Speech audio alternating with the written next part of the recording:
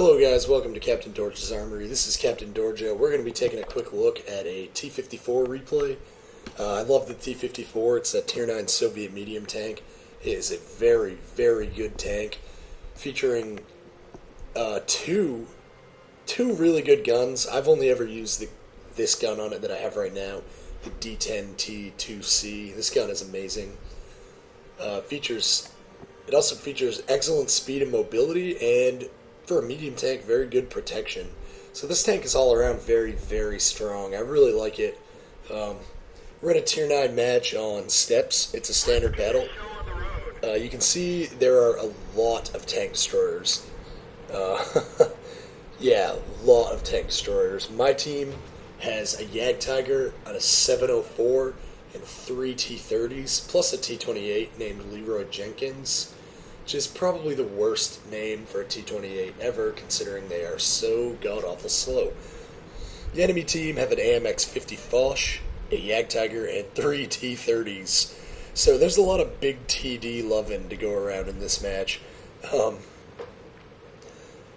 So we are coming over to the east flank, or the west flank rather, on the 890 line, because, well, with that many TDs, I figured those T-30s would probably be on the other side of the map, and I thought the E-75 would probably be on the other side of the map,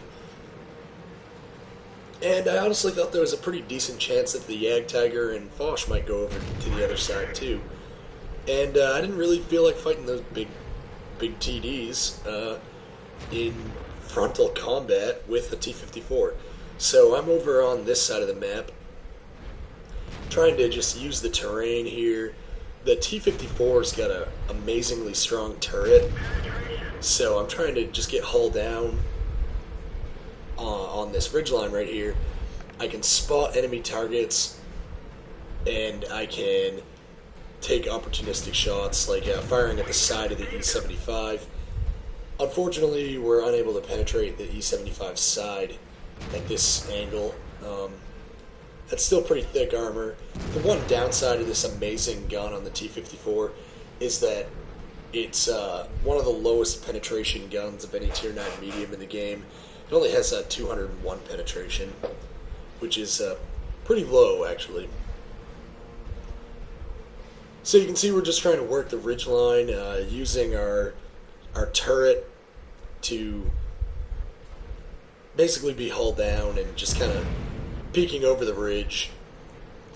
We got spotted there. Artillery fire actually missed us, which was pretty lucky.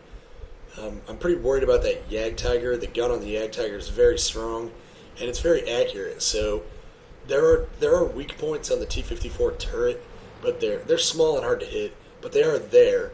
And for a tank like the Jagdtiger with its laser beam accuracy, very, very high penetration, plus it's really high alpha damage, hitting a T-54 turret weak spot is actually possible. So I decided to leave the ridgeline. The enemy E-75 was starting to look at me, and the Jagdtiger's just sitting right there, and I really don't enjoy the prospect of a showdown frontally, one-on-one T-54 versus Jagdtiger. So we managed to take out the enemy WZ-120. He was only on 61 health, but that's a dangerous tank, and he gave us a good opportunity to get the kill. So we knocked him out. Definitely worth taking that shot. Definitely worth the risk. And our Object 704 and our T-54 put a side shot combo on the enemy Jagdtiger and knock him from about 900 HP down to dead. So that's a very nice kill. You can see on the other flank of the map we've got just 2 heavies and 2 TDs going against 2 enemy T-30s, a Tiger II and a 50 Foch. Over on this flank we have 4 Tier 9 TDs and 2 T-54s. So I decide that things are looking good for us over here, and it's time to start being a little aggressive. I push up to the rock. No contact on top of the ridge. The only contacts are down in that hole. We've got 4 people down there, but 3 of them are Tier 8 mediums, and the other one's the E-75. And as long as they stay down there, they're no threat to me. So I just drive around behind them, and I start putting rear shots into the enemy E-75. And you can see, even engaging the rear of the E-75, I actually bounced. So even with a powerful gun on a Tier 9 medium attacking the rear of an E-75, you still have to aim with care. And you can see that our Tier 9 TDs are pushing in, the other T-54 pushed in, and with our frontal and flank attack on those enemies, we quickly eradicate them. But the problem is, the enemy team have done the exact same thing to us on the opposite flank. So we've now just, both teams have essentially advanced clockwise and eradicated that flank. So our team is now focused on DE90, and the enemy team is in FG12, just on opposite sides of the map. Enemy team is here, pushing towards our base, and our team is here, pushing towards their base. Except you can see we're actually not pushing towards their base. Our team actually had some really good players on it, and all of our TDs are coming back to defend. Honestly, when I turned around to go onto the defense, I figured it would probably be, I thought it would probably be me in a T-54 against almost every enemy tank left alive with artillery support. So when you're taking a T-54 and you're expecting to be defending one on 1, 2, 3, 4, 5. Yeah, a 1v5 T-54 defensive battle, you can do pretty well in it because it's got the good gun and the strong turret, and the front armor on the hulls is really good too. But against a 50 Foch, against T-30s, that front hull armor, it's pretty good, but it's not really going to stop anything. But as you can see, I'm not alone. I've got all three of our T-30s, or two of our T-30s and our 704, and our Jagdtiger is actually coming back as well. So I've got heat rounds loaded right now. I carry 5 high explosive anti-tank rounds in my T-54, and I use one of them to kill the enemy T-54, and I'm right now just playing advanced guard for all these Tier 9 TDs that are coming in to defend. I'm looking for targets. If I get a good opportunity to engage those targets, I will. But I've just detected this entire area, cleared it. There's nothing there, so I signal for our TDs to move up, and they all are. We've got both T-30s and the 704 sweeping from east to west, and I've got an enemy T-30 in front of me with only 540 health. So this is looking like a really good opportunity for me to attack this flank. You can see our friendly T-54 is on the map in the enemy base. He just got knocked out by a pair of enemy T-30s. So I know that the maximum amount of forces I can be facing here is 1 T-30 and 1 50 Foch. And the T-30 is on very low health, and he's in terrain that plays very favorable. He's in terrain that's very favorable to me. It's got a lot of approach routes, and it's going to force him to rotate his turret a lot and rotate his hull a lot, and the T-30 is not a tank that has a fast-moving turret or hull. So, circle around him, I put one shot into his rear, and then the friendly 704 moves up and kills him. You can see our T-30s and our Jagdtiger are now starting to push straight across the field towards the enemy base. I'm going to swing wide down the one line with the Object 704 in support, and we're going to hunt us some 50 Foch. So this match is looking very, very good right now. We have, there's no actual coordination going on here between team members, but we're just coordinating really, really well, and it's working out really, really good. I'm playing my role as the fast mover to look for targets so that these 4 very, very big guns behind me can follow up with kills. And, and in fairness to these TD drivers, none of them are sitting on their hands doing nothing. They're all playing very well, recognizing when they need to move and doing it.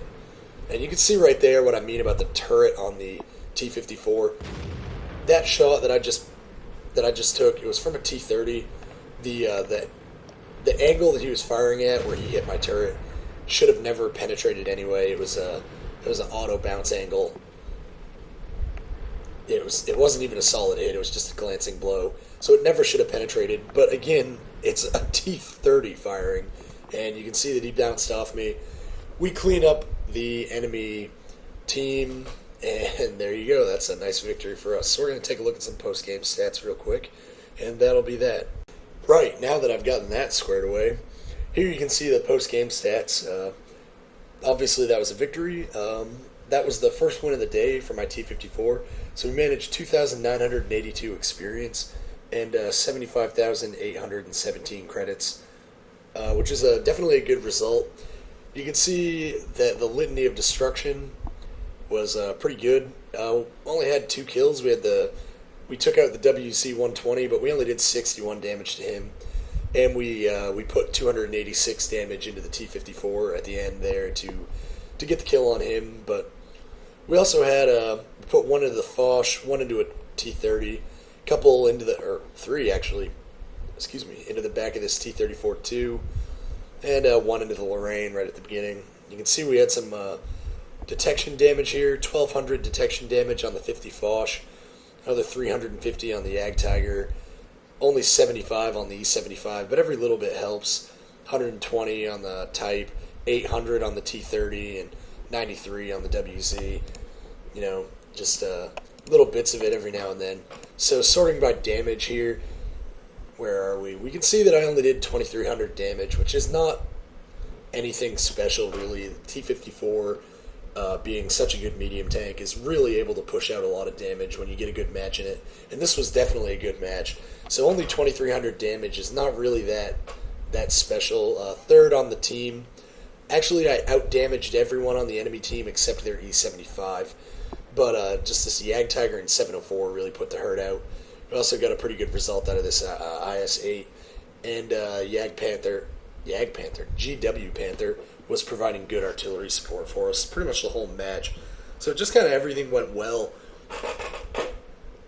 We didn't really have anybody massively ahead in the damage, except for the Yag Tiger and the 704. A pretty even distribution really down through the rest of the team. Experience-wise, I gotta push the button like 900 times. I also came in third on experience with a 994 on modified, which is not too bad at all. And you can see here that we fired 16 shots, but we actually missed with 5 of them. We only had 11 hits, and out of those 11 hits, only 8 penetrations. So not really the best gunnery of all time for that match. We only took 3 shots, only 3 shots back, and 2 went in, 1 from the T-30 bounced. But the big thing about this match was the 2,600 detection is where we got a lot of our experience from. So just kind of reinforcing again that spotting for your teammates, playing the support role can be very, very, very worthwhile. Like this match right here, at the end of it, we had 4 Tier 9 TDs and a Tier 9 medium. Like, in a setup like that, I am not a damage dealer. I'm a scout. I need to be finding the enemy so that those Tier 9 TDs can kill them. And that was what I was doing, and it worked really, really well. And definitely profitable, too. 3,000 experience and, 38,000 credit profit at the end of the battle. Only fired 1 premium shell, or 2 premium shells, actually. Only fired 2 premium shells, so that's definitely good. And a fun match in the T-54, and just really, really great tank. Really love it. Really enjoying the grind for the Tier 10 Soviet mediums. Looking forward to getting an Object 140 when patch 8.8 comes out. By that I mean when the Object 140 becomes available, I'll be working towards it. I'm nowhere near the experience I'll need to get an Object 140, and I probably won't have it for months and months and months. But with a tank as fun as the T-54, it's definitely not going to make me upset to play that tank for, almost 500,000 experience to unlock 2 Tier 10 mediums. And even after I get the tier 10 mediums, I definitely plan on keeping the T-54. This tank is just an absolutely amazing tank. It's really, really good. One of the best vehicles in the game that I've played. And I've played quite a few of the tanks so far, so T-54 is just an absolute standout. Anyway, guys, I hope you enjoyed that battle. I definitely enjoyed playing that match, and it was a really fun battle for me, and I hope you enjoyed it. So just feel free to like and subscribe and leave comments. Let me know what you think. And until next time, guys, just remember, you can never have enough big guns.